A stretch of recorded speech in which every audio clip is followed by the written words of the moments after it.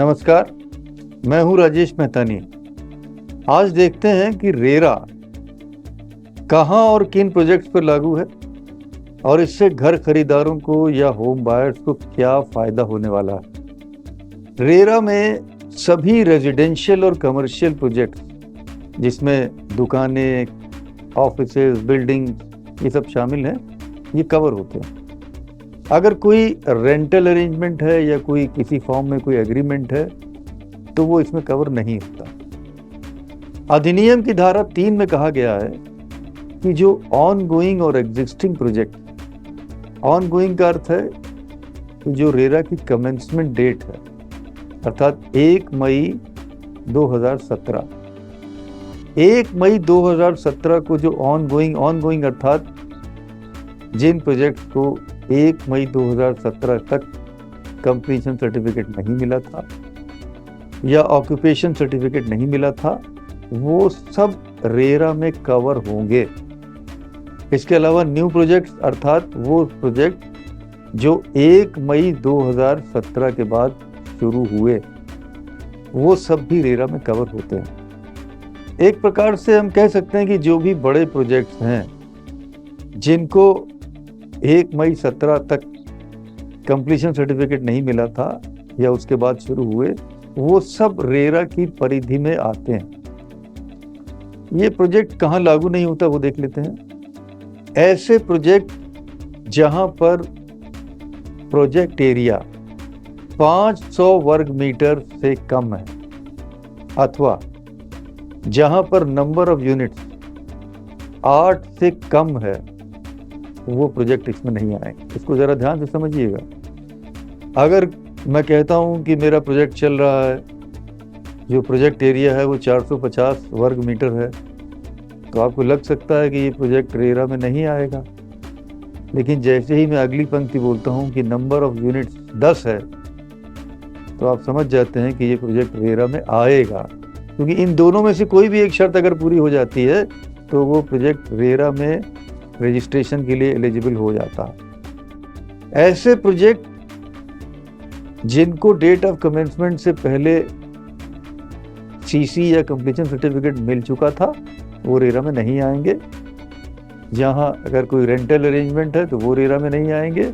अगर कोई रिनोवेशन का काम हो रहा है, रिपेयर का काम हो रहा है, जिसमें कोई मार्केटिंग इन्वॉल्व नहीं है, एडवर्टीजमेंट इन्वॉल्व नहीं है, तो वो रेरा में नहीं आएगा। लेकिन एक बात ध्यान दीजिएगा, कभी कभी ऐसा होता है कि रीडेवलपमेंट होना है। मान लीजिए कि उसमें 8 मंजिलें थी, अगर रीडेवलपमेंट होना है तो ये सोचा गया कि 2 मंजिल बढ़ा ली जाएं, वो तो रीडेवलपमेंट रहा है, 2 मंजिल बढ़ा ली जाएं, उनको बेच दिया जाएगा तो लोगों पर लोड कम आएगा, तो उसमें तो मार्केटिंग आ गई ना, तो ऐसे प्रोजेक्ट रेरा में आ जाएंगे। एक सबसे महत्वपूर्ण बात, ऐसे प्रोजेक्ट रेरा की परिधि में नहीं आएंगे जो प्लानिंग एरिया से बाहर हैं। प्लानिंग एरिया अर्थात जो मास्टर प्लान के अंदर आते हैं, वो प्रोजेक्ट आएंगे। जो मास्टर प्लान से बाहर के हैं वो नहीं आएंगे। प्लानिंग एरिया को अलग अलग राज्यों में अलग अलग नाम से कहा जाता है। उत्तर प्रदेश राज्य में इसको डेवलपमेंट एरिया कहते हैं या विकास क्षेत्र। तो वही प्रोजेक्ट रेरा में आएंगे जो विकास क्षेत्र के अंतर्गत आते हैं। उत्तर प्रदेश की नियमावली में 4 प्रोजेक्ट को और एक्सक्लूड कर दिया गया है, अर्थात ये रेरा की परिधि में नहीं आएंगे उत्तर प्रदेश के लिए। ऐसे प्रोजेक्ट जिन्हें कमेंसमेंट डेट से पहले, कमेंसमेंट डेट तक जिनकी सर्विसेज को लोकल एरिया को या लोकल अथॉरिटी को मेंटेनेंस के लिए हैंडओवर किया जा चुका है, वो नहीं आएंगे। ऐसे प्रोजेक्ट जहां पर common areas and facilities commencement date से पहले रेजिडेंट्स वेलफेयर एसोसिएशन या एसोसिएशन ऑफ अपार्टमेंट ओनर्स को मेंटेनेंस के लिए हैंडओवर किया जा चुका है, वो भी रेरा से कवर नहीं होंगे। ऐसे प्रोजेक्ट जहां पर पूरा डेवलपमेंट वर्क, विकास का काम पूरा हो चुका है और सेल डीड या लीज डीड कम से कम 60% अपार्टमेंट्स की या हाउसेस की या प्लॉट्स की एग्जीक्यूट की जा चुकी है, वो भी उत्तर प्रदेश में रेरा की परिधि में नहीं आएगी। और वो प्रोजेक्ट जहां पर डेवलपमेंट वर्क या विकास से काम पूरे हो चुके हैं और कमेंसमेंट डेट से पहले कॉम्पिटेंट अथॉरिटी के पास कंप्लीशन सर्टिफिकेट जारी करने के लिए आवेदन किया जा चुका है, एप्लीकेशन लगाई जा चुकी है। आइए अब देखते हैं कि रेरा से घर खरीदारों को या होम बायर्स को क्या फ़ायदा है। देखिए, कुछ इम्पॉर्टेंट कंप्लायंसेस हैं। उदाहरण के लिए कि जब तक रेरा में पंजीकरण ना हो जाए, अगर वो प्रोजेक्ट रेरा में पंजीकरण कराए जाने के लिए एलिजिबल है, पात्रता रखता है, तो जब तक उसका पंजीकरण नहीं होगा तब तक किसी प्रकार का विज्ञापन, किसी प्रकार की मार्केटिंग, सेल नहीं हो सकती। मार्केटिंग के लिए जो विज्ञापन की बात कही गई है, तो विज्ञापन की परिभाषा बहुत विस्तृत है, मैं उसकी चर्चा नहीं करूंगा। बस ये समझ लीजिए कि किसी भी रूप में विज्ञापन नहीं हो सकता, सोशल मीडिया के माध्यम से भी नहीं। जो विज्ञापन हम समझते हैं अखबार में, टीवी पर, रेडियो पर, वो तो है ही। व्हाट्सएप पर कोई मैसेज नहीं जा सकता, एसएमएस नहीं हो सकता, पैम्फलेट नहीं हो सकता, किसी भी रूप में कोई विज्ञापन नहीं होगा। किसी को आप इनवाइट नहीं कर सकते। कभी कभी लोग इनवाइट कर लेते हैं, मीटिंग करते हैं और उसमें करते हैं विज्ञापन, तो वो भी नहीं होगा। एक इम्पॉर्टेंट बात है कि प्रोजेक्ट के बारे में इंफॉर्मेशन की शेयरिंग होती है। यहाँ पे कंप्लीट ट्रांसपेरेंसी की बात की गई है। हर प्रकार की इंफॉर्मेशन को होम बायर्स के साथ या प्रोस्पेक्टिव होम बायर्स के साथ, अभी होम बायर नहीं लेकिन हो सकते हैं, उनके साथ शेयर किया जाता है। जैसे प्रोजेक्ट प्लान, लेआउट, जो सरकार से जो अप्रूवल्स मिलती हैं, लैंड टाइटल का जो स्टेटस है, या जो कॉन्ट्रैक्टर्स और सब कॉन्ट्रैक्टर्स हैं, उन सब का विवरण रेरा की पोर्टल पर दिया जाता है, ताकि होम बायर का जो डिसीजन हो वो इन्फॉर्म्ड डिसीजन हो, सोच समझ कर निर्णय ले पाए। और इस बात पर बल दिया जाता है कि प्रोजेक्ट समय से पूरे हों। पूर्व में जो शिकायतें मिलती रही हैं कि प्रोजेक्ट बहुत डिलेड रहते हैं, बहुत विलंबित रहते हैं, तो रेरा इस बात पर बहुत बल देता है कि प्रोजेक्ट समय से पूरे हों और समय पर डिलीवरी होम बायर्स को मिल जाए, उन्हें कब्जा टाइम पर मिल जाए। एक बहुत महत्वपूर्ण बात, क्वालिटी ऑफ कंस्ट्रक्शन, ये इसके इम्प्रूवमेंट पर रेरा ने बहुत जोर दिया। ऐसा कैसे होगा? ऐसा इसलिए होगा क्योंकि इसमें एक डिफेक्ट लायबिलिटी का प्राविधान है। होम बायर जिस तिथि में कब्जा लेगा उसके 5 वर्ष के भीतर यदि कोई स्ट्रक्चरल डिफेक्ट आ जाता है या वर्कमैनशिप का डिफेक्ट आता है और होम बायर उसकी शिकायत करता है, तो उसके 1 महीने के भीतर प्रमोटर को बिना कोई पैसा लिए उसे ठीक करना होगा।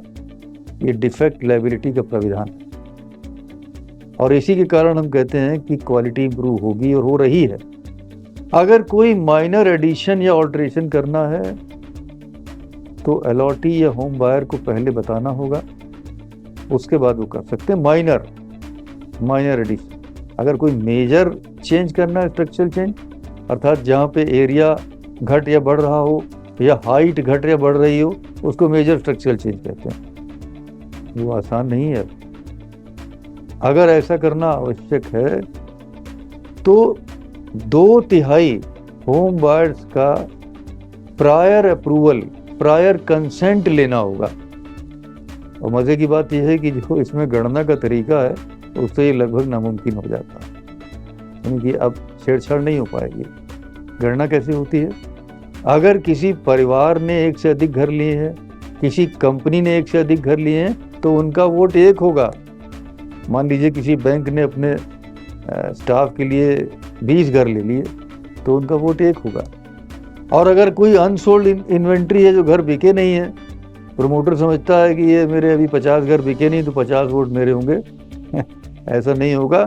प्रमोटर का वोट 0 होगा, प्रमोटर तो वोट दे ही नहीं पाएगा। इस प्रकार से 2/3 की गणना होगी। तो अगर 2/3 या उससे अधिक वोट हो जाए, उतने लोगों को कंसेंट मिल जाए, तभी मेजर स्ट्रक्चरल चेंज संभव है, अन्यथा नहीं है।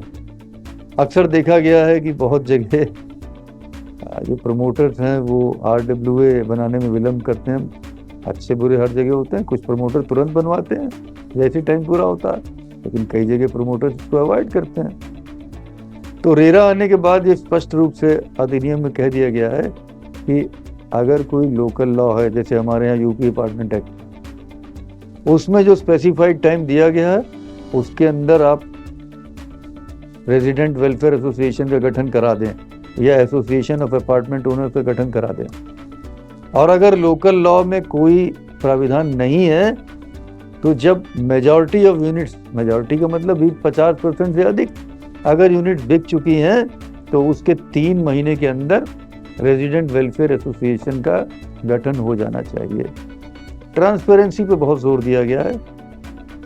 यूनिफॉर्मिटी ऑफ इंफॉर्मेशन, सूचना की एक रूपता, अर्थात जितनी सूचना अपने प्रोजेक्ट के बारे में प्रोमोटर को या बिल्डर को, डेवलपर को, कॉलोनाइजर को, जो भी नाम आपको अच्छा लगे, अधिनियम में एक ही नाम कह दिया गया है, वो है प्रमोटर।